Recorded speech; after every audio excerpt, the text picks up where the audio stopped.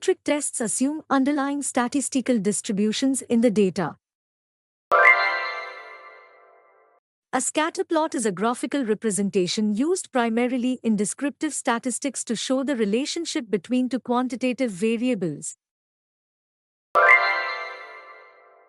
Inferential statistics can only be applied to numerical data. A type I error occurs when a true null hypothesis is incorrectly rejected.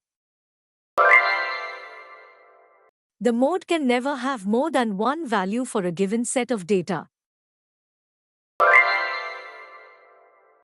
Cluster sampling involves dividing the population into clusters and then randomly selecting entire clusters for study. Every probability distribution has a mean of 0 and a standard deviation of 1.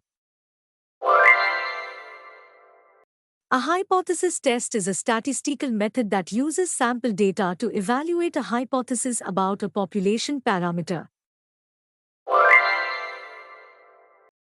Categorical data can only be visualized using pie charts.